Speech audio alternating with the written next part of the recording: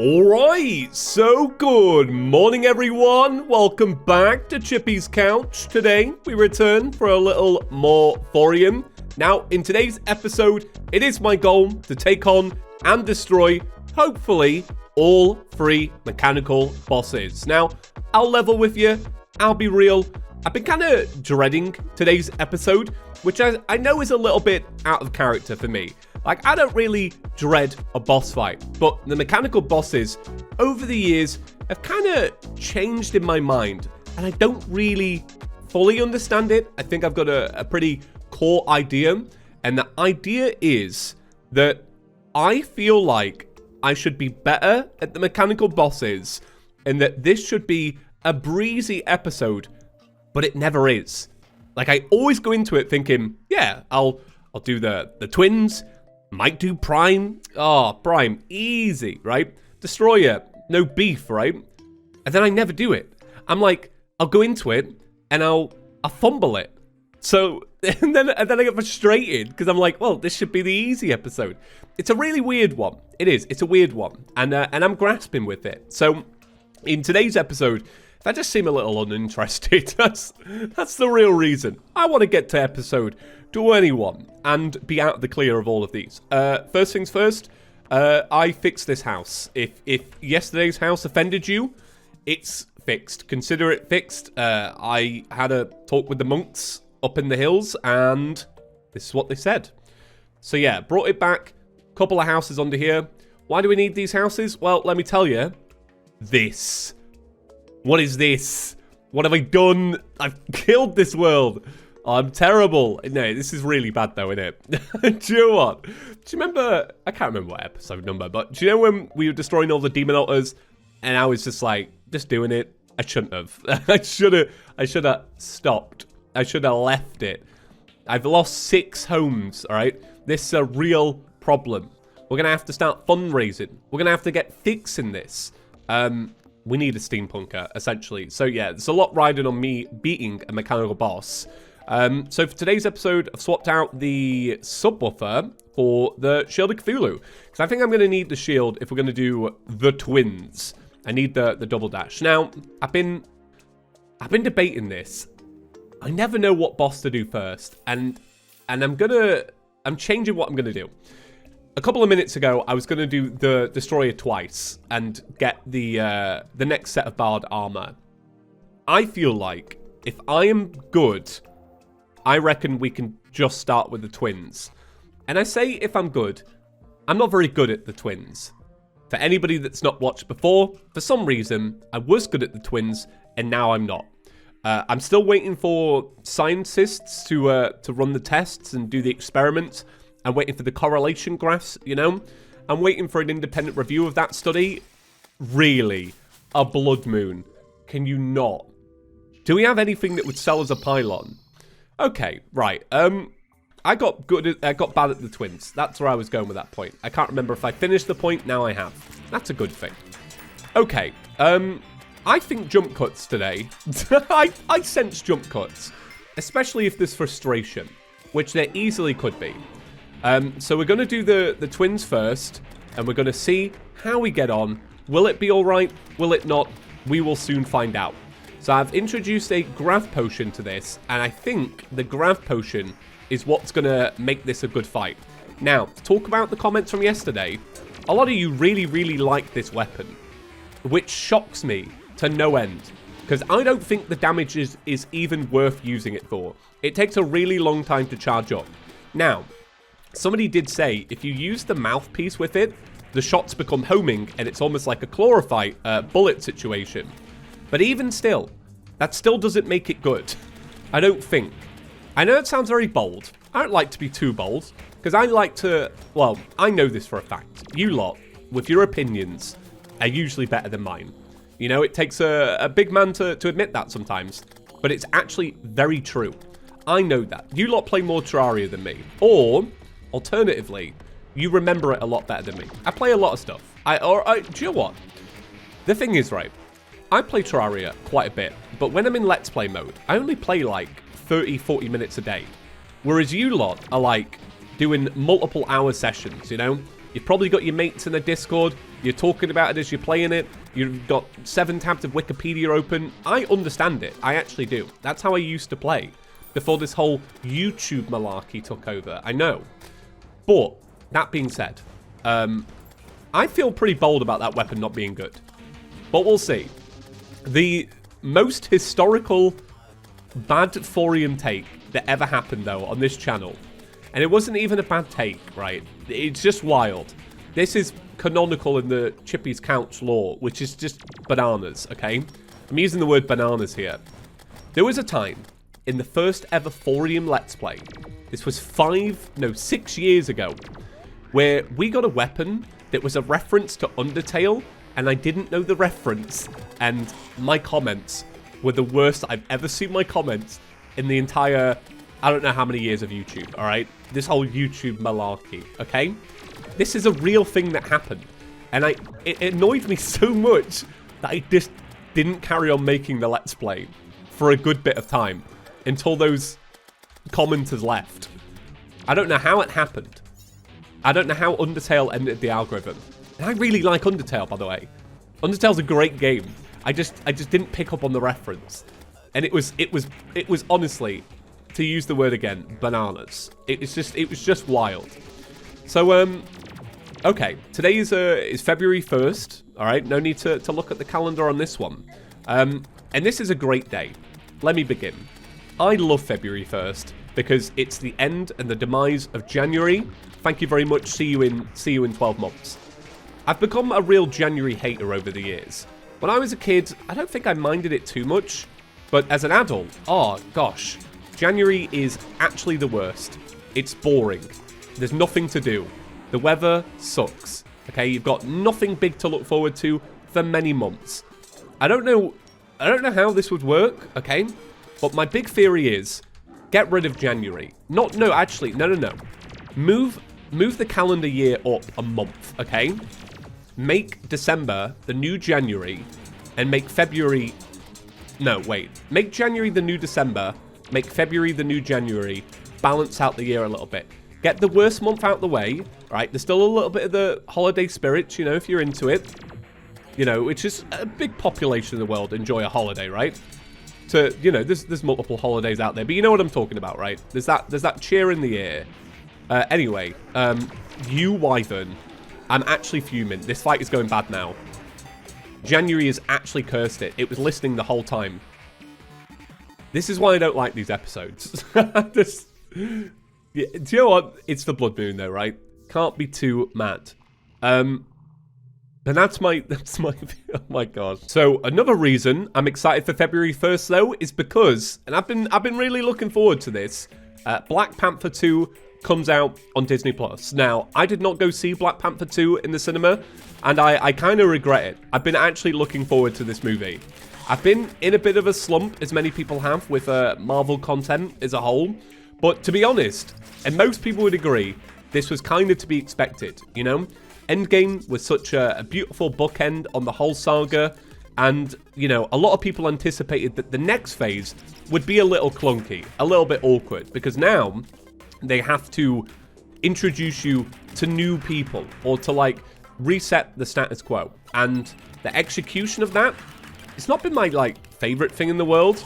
I think the Disney Plus shows didn't help. I think I just got overexposed. So, I kind of changed my approach with these films in general. Now, I wait for the reviews, and then I think about maybe going, and if the reviews aren't, this is a stellar movie, I don't bother. And I think if you do that, you can kind of reset your appreciation, because you're not putting too much, like, expectations on it. For example, the last one I think I went to go see was Doctor Strange. I didn't really like Doctor Strange. It was kind of a mid-movie, to be completely honest. But I was, like, excited. You know, I got a babysitter for Atari. You know, just he was young, you know. So I had a family member look after Atari. Like, I booked a seat on opening night. I was very excited. It was a packed cinema. That's great.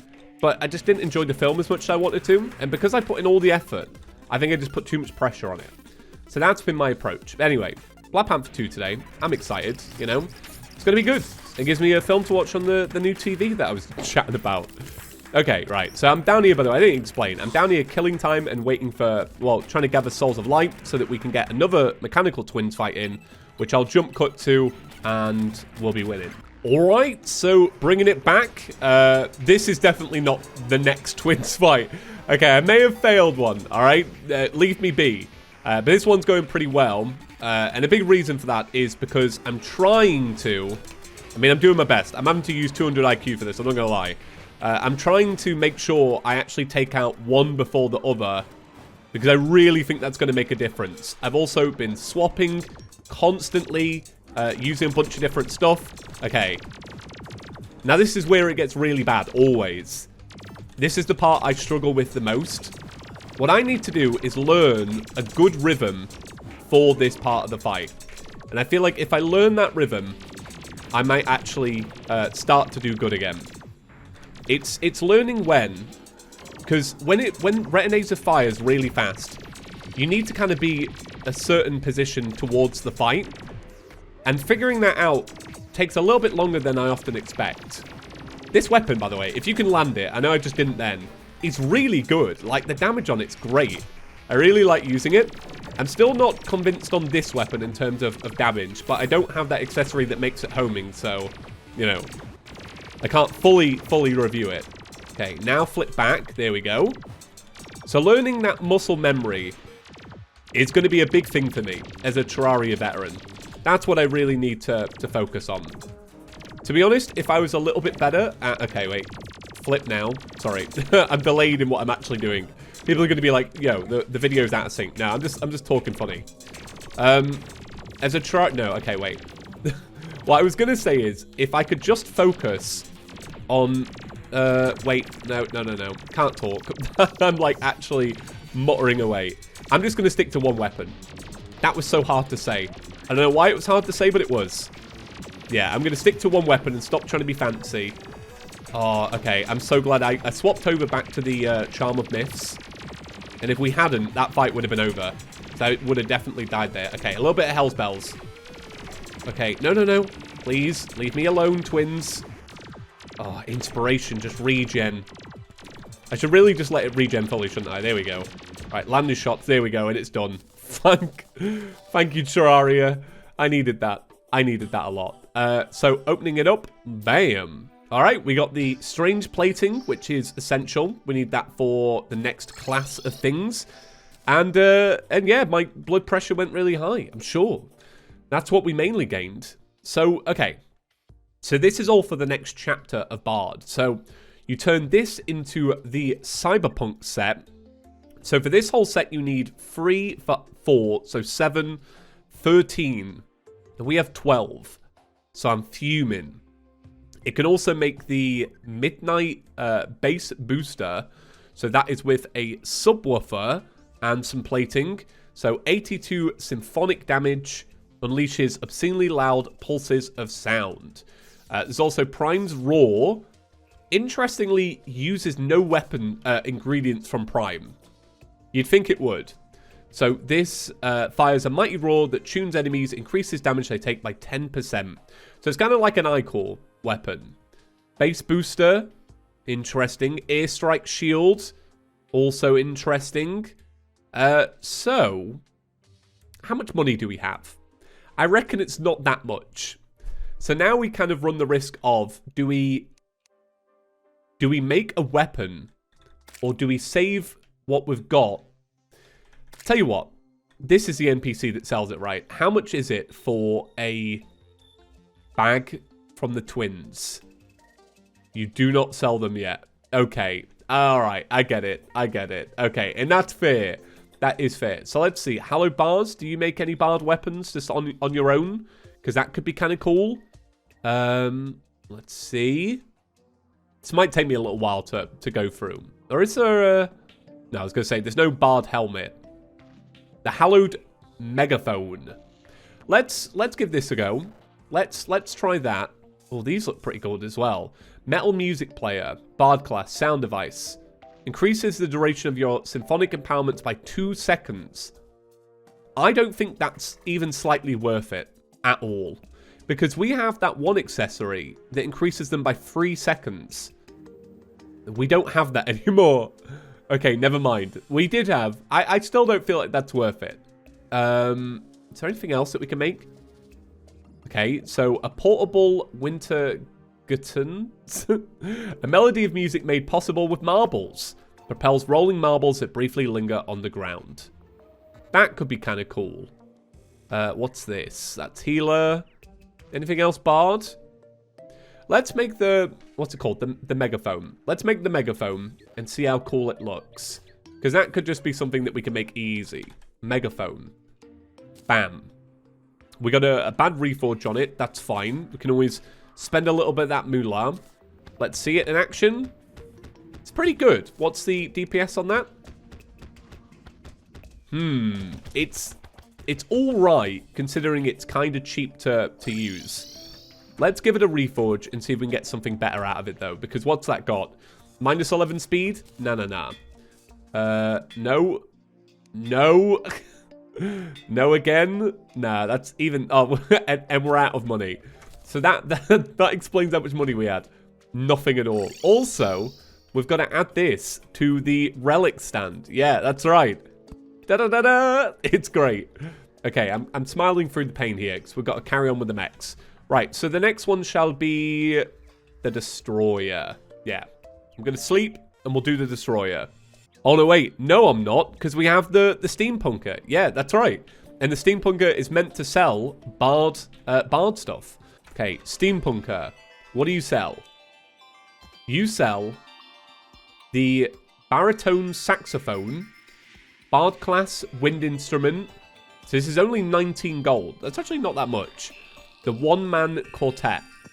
Hold down the fire button to consume inspiration and charge up a sound barrage. Every half second of charge increases the barrage duration and damage. Right-click to honk an annoying horn increases your aggro greatly. Interesting. And the auto-tuner. Increases maximum inspiration by 2. Symphonic damage has a 10% chance to increase the level of one of your active empowerments. This effect can only trigger once every 2.5 seconds. So you are right. The Steampunker does sell quite a bit. Right, let's get some moolah then, and then we'll start buying stuff. So for money, what I'm doing is I'm just farming bosses out. So I finally made a demon altar, and something I just want to comment on real quick. To make the demon altar, you need to go to a demon altar. Mods, I am very disappointed, and I will be uninstalling after this episode. What an absolute shame. So this hallowed megaphone, right? In terms of like damage, I actually don't think it's all that good of a good weapon in comparison to some others. But in terms of what we need it for, I actually think it's going to be very good. So we're going to use it for the Skeletron Prime fight, I think. Unless the stuff that we get from the Steampunker is like exceptionally good. Because I feel like because it's got such a wide spread, it's actually going to be kind of sick. That's a guess anyway. So let's buy them the baritone saxophone just to give it a go. I almost don't want to buy this one because I feel like this one might not be that good, but I will buy it anyway just for science, and we'll also buy the auto tuner. I'm trying to think of what to replace it with. This accessory just seems so good. Like, I don't know why we would replace this one, because it's kind of been with us for so long now though that I'm like, oh, maybe we swap it out. Increases maximum inspiration by 2. Symphonic, I don't know. I don't know if we should we be using this? This one's actually kind of hard. Right, so let's try these weapons out. I like the designs already, and I don't think I've ever seen them. So this one, your pitch, adjusts the range, damage, and inspiration cost of fired notes. Okay. Right, so if you're closer, does it fire slower? Yeah, and if you're further away, it fires faster. That's clever. I don't think we've had a weapon like that. So let's see. Slow. Fast. That's interesting. Tell you what, the damage on that is a lot better. Actually, let me pull away. I feel like the damage on that is actually really sick. And then the one-man quartet. Hold down the fire button to consume inspiration and charge up a sound. All right. So charge it up. And that's it firing it out. Oh my gosh, that lasts a while. And what's the right-click ability? It increases your aggravation. I don't know what that does. So if you land every shot, what's the DPS on that? So the DPS on that is pretty good. But the DPS is a hard one because you do have to wait for it to actually regen. So does that make it worth it? Oh, I don't know. Right.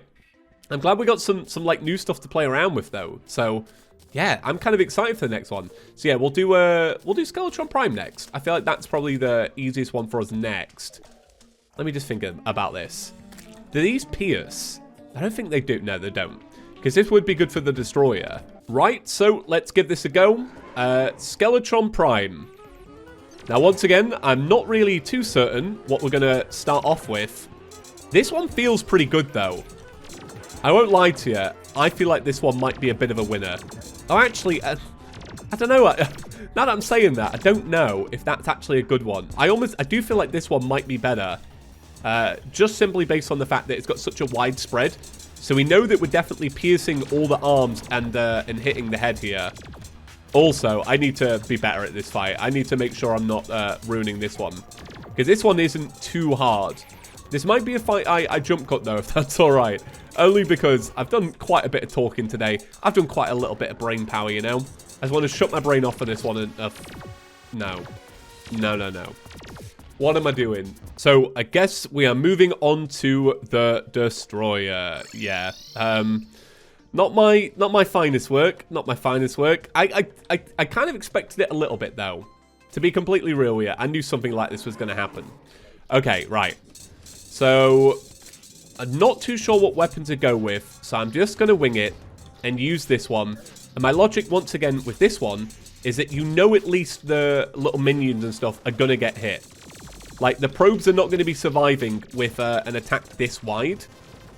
So I don't really have any tips or tricks when it comes to the Destroyer. And this is, like, in terms of, like, my general, the way I play, right? The way I just do the Destroyers, I just fly back left and right. And sometimes that works and sometimes not so much. I don't know. The Destroyer's a weird one. It's one of those fights where I feel like the weapon really makes the difference in the sense of how good at you at taking out the probes. Because even though the laser attack is pretty brutal, I would say it's the onslaught of probes that really make the difference in this fight. So once again, I think I might need to introduce the note block statue back to these arenas.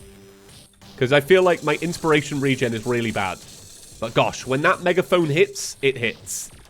So I do feel like this was the right call. It's a shame, but obviously we couldn't get this weapon first. But this weapon with this boss would have been a beautiful pairing. Alright, so we're coming up to the end here. The Charm of Myths is really what saved that fight. There was a moment, like a couple of seconds ago, where I was like one hit away from death. And it was the beautiful Charm of Myths that helped me out. Thank you very much, Charms of Myths. We appreciate and respect you. Thank you. Right, I am just going to do this fight one more time and get all the benefits. So, yeah, I'm just going to quickly just run through this one last time and just, you know, just make sure that we got everything for the next fight. So we'll have, like, double of everything, you know? Right, never mind. We are dead. This episode, I'm really looking forward to this being done. I know that's bad. I know it's a little negative, but I am. I can't wait to be finished with this one. Don't know why I'm so negative on the mechs at the moment. I hope I get out of that because I don't think that's you know, it's a core staple of hard mode. You know, if you get rid of the mechs in vanilla, what do you have left? I can't be this moody, and it's my bad performance. I know it. Right, so Cyberpunk armor. Let's check it out. No, I was spelling it right the first time. Why can't I craft it? Am I being silly? A soul forge. Okay. So how do you make a soul forge? Soul forge is... Oh. Come on. Please. This is not what I needed. I did not want to do all the mechs. Alright. So I've chilled out a bit now. And we are doing Skeletron Prime. And I've realized a really big factor in this fight, which... I don't know, I've never really picked up on before. I know it sounds a little bit simple. The Shield of Cthulhu. What a difference it makes. Trying to navigate this fight without the Shield of Cthulhu is actually like a bit of a nightmare because you're constantly getting like knocked into the arms. And if you can't avoid the arms, then the fight gets real bad real quick. So I have brought this back, and it's a bit of a curse, as you all know. You know, if you cut back mid-fight, it means a lack of distraction. You lose your rhythm. It's not great. No, no, no, no, no, no, no, no. Oh, come on. Right, okay. Okay. Okay, we're pulling it back. We're not going to get hit by a laser. We're not going to get hit by anything. There's not much longer left on this fight. There's 35 seconds left on a heal, though. Not happy about that. Okay, we can't get hit by anything. And with that, we're wrapping it up for today. I did want to get all 3 done, but I'll be real. I don't know how much more I can take. I need a break. I got some mech burnout. So yeah, tomorrow we'll be cracking on. We'll be doing Skeletron Prime. Very exciting stuff. We'll also be getting that new set of armor tomorrow as well. And then what is after that? Because I imagine there's quite a bit. We've got the Lich, Plantera, and then it's like a straight shot to Golem. And then we got some Thorium stuff. So yeah, I feel like we're fast approaching the end, but that's all right. Right, that's going to do it for today's episode. Thank you all for watching. I hope you enjoyed. I mean, I actually really hope you do. And I'll see you in the next one. Peace.